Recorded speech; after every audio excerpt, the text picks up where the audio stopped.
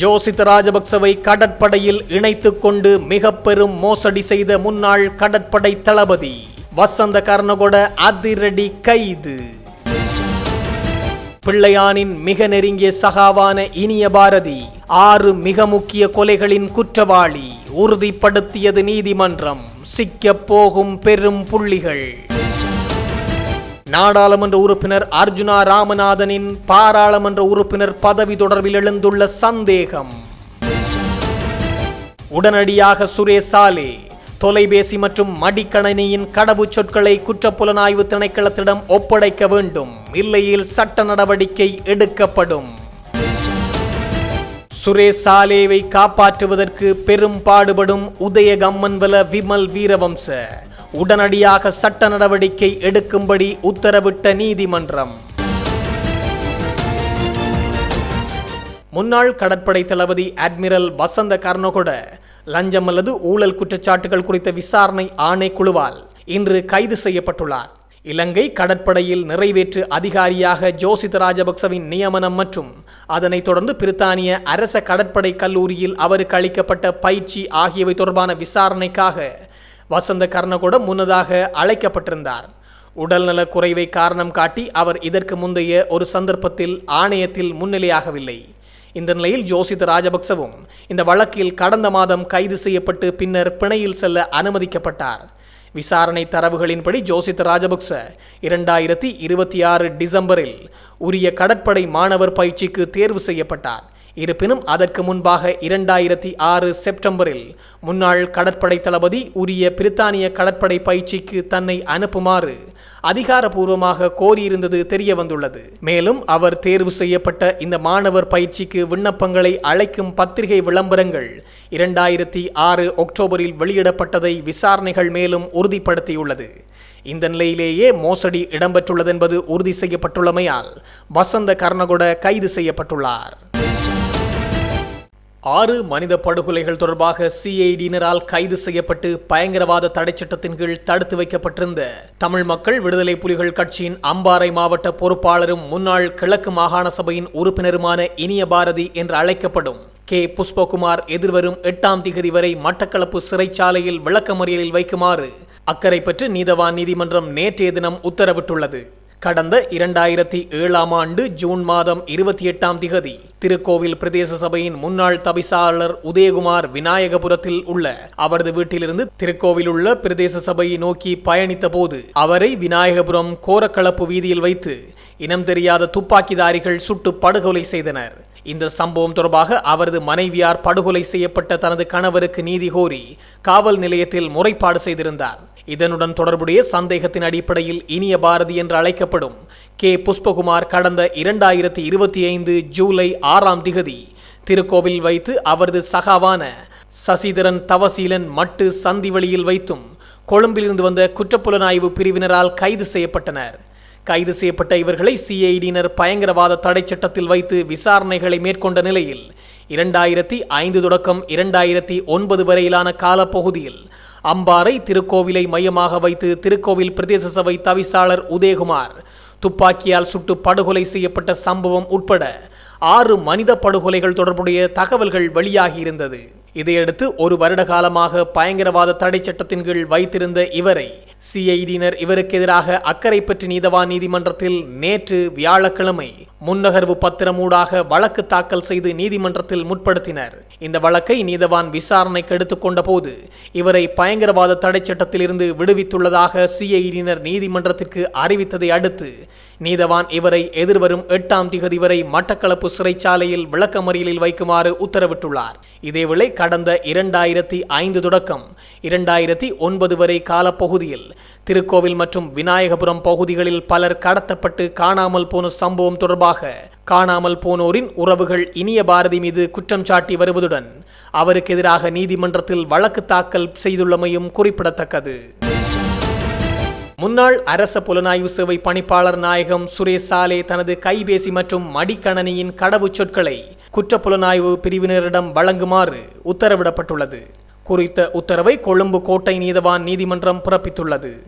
அத்தோடு உயிர்த்த ஞாயிறு பயங்கரவாத தாக்குதல் தொடர்பான விசாரணையில் காவலில் வைக்கப்பட்டுள்ள சுரேஷ் சாலே மீதான விசாரணையை குற்றப்புலனாய்வுத்துறை இயக்குனர் சானி அபயசேகரவிடமிருந்து நீக்க முடியாது எனவும் சுட்டிக்காட்டப்பட்டுள்ளது. கொழும்பு கோட்டை நீதவான் பசான் அமரசேன இந்த உத்தரவை பிறப்பித்துள்ளார். அத்தோடு உயிர்த்த ஞாயிறு பயங்கரவாத தாக்குதல் தொடர்பான விசாரணைகளுக்காக குற்றப்புலனாய்வுத்துறையின் காவலில் இருந்தபோது உண்ணாவிரதத்தை தொடங்கிய அரச புலனாய்வு பிரிவின் முன்னாள் இயக்குனர் சுரேசாலே தனது வழக்கறிஞரின் ஆலோசனையின் பேரில் உண்ணாவிரதத்தை கைவிட்டுள்ளமை குறிப்பிடத்தக்கது. அரச புலனாய்வு பிரிவின் முன்னாள் தலைவர் சுரேசாலே குறித்து நீதிமன்றிடம் முன்வைக்கப்பட்ட கோரிக்கைகள் அனைத்தும் மறுக்கப்பட்டுள்ளன. நேற்று இடம்பெற்ற வழக்கு விசாரணையில் திறந்த நீதிமன்றத்தில் 23 பக்க அறிக்கை அடங்கிய உத்தரவை வாசித்த நீதவானால் இந்த உத்தரவு பிறப்பிக்கப்பட்டுள்ளது. அடுத்த நீதிமன்ற விசாரணையின் போது சந்தேக நபர்களை காணொலி தொழில்நுட்ப காட்சியினூடாக முன்னிலைப்படுத்த உத்தரவு பிறப்பிக்கப்பட்டுள்ளது. பாதுகாப்பு அமைச்சரால் கடந்த 2026 2ஆம் மாதம் 28ஆம் தேதி அன்று முதல் பிறப்பிக்கப்பட்ட தடுப்பு காவல் உத்தரவு பின்னர் மே மாதம் 27ஆம் தேதி அன்று நீடிக்கப்பட்டது.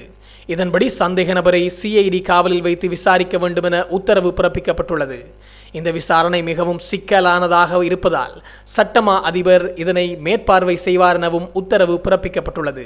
சந்தேக நபரான சுரேசாலே வழக்கின் விசாரணை அதிகாரிகள் தங்களது கடமைகளை மிக சிறப்பாகவும் திறமையாகவும் ஆற்றி வருகின்றனர் என்று தன்னிடம் நன்றாக நடந்து கொள்வதாகவும் முந்தைய நீதிபதியிடம் கூறியிருந்ததால் விசாரணை குழுவை மாற்ற வேண்டிய அவசியமில்லை எனவும் நீதிமன்றம் உத்தரவு பிறப்பித்துள்ளது.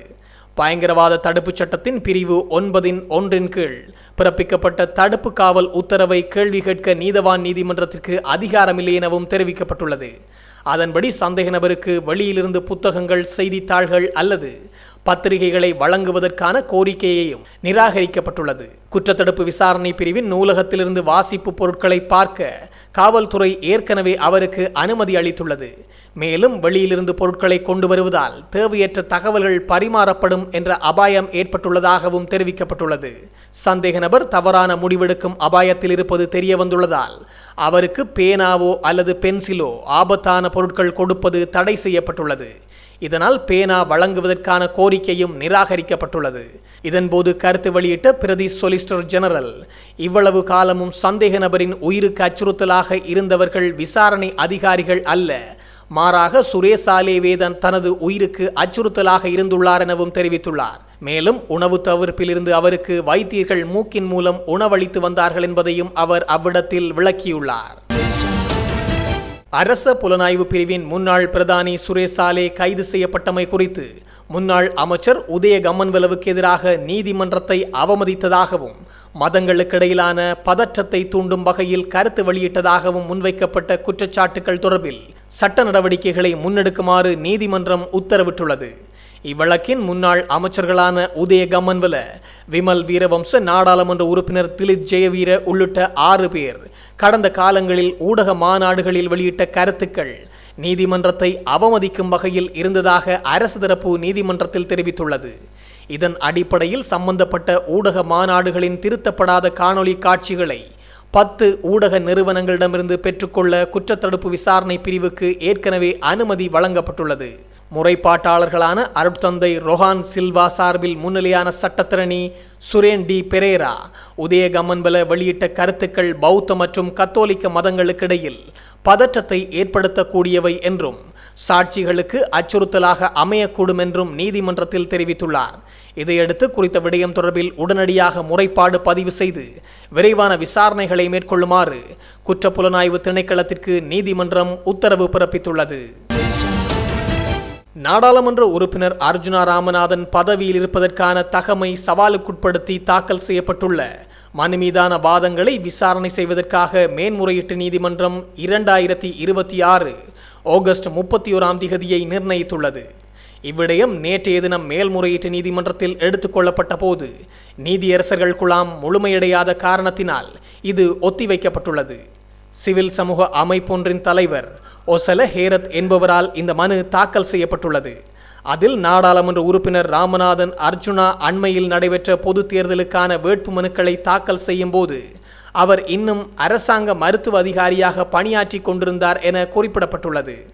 அரசாங்க சேவையிலிருந்து முதலில் ராஜினாமா செய்யாமல் வேட்பு மனுக்களை சமர்ப்பிப்பது நாடாளுமன்ற தேர்தல் சட்டத்தை மீறும் செயலாகும் என்று வாதிடும் மனுதாரர் நாடாளுமன்ற உறுப்பினர் சட்டபூர்வமாக பதவியில் நீடிக்க தகுதியற்றவர் என அறிவிக்குமாறும் கோரியுள்ளது.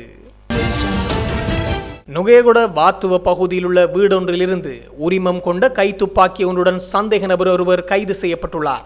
குறித்த துப்பாக்கியானது ஒரு முன்னாள் அமைச்சரின் மருமகனுக்கு சொந்தமானது என தெரிய வந்துள்ளது. இந்த நிலையில் கைது செய்யப்பட்ட சந்தேக நபர் சம்பந்தப்பட்ட விடுதியின் மேலாளர் என்றும் அந்த விடுதியின் முன்னாள் அமைச்சரின் மருமகனுக்கு சொந்தமானது எனவும் தெரிய வந்துள்ளது. இதேவேளை 29 வயதான சந்தேக நபரிடமிருந்து 85 கிராம் ஹுஸ் போதைப் பொருள் மற்றும் கைத்துப்பாக்கிக்கான 30 தோட்டாக்களையும் காவல்துறையினர் கைப்பற்றியுள்ளனர். அதன்படி சந்தேக நபர் களுத்துறை நீதவான் நீதிமன்றத்தில் முற்படுத்தப்பட்டதை தொடர்ந்து அவர் ஜூலை 14 வரையில் விளக்கமறியலில் வைக்கப்பட்டுள்ளார். இவ்வாறானதொரு பின்னணியில் உரிமம் பெற்ற கைத்துப்பாக்கி அனுமதியின்றி எதற்காக கைமாற்றப்பட்டது என்பது குறித்து விசாரணைகள் தீவிரப்படுத்தப்பட்டுள்ளது.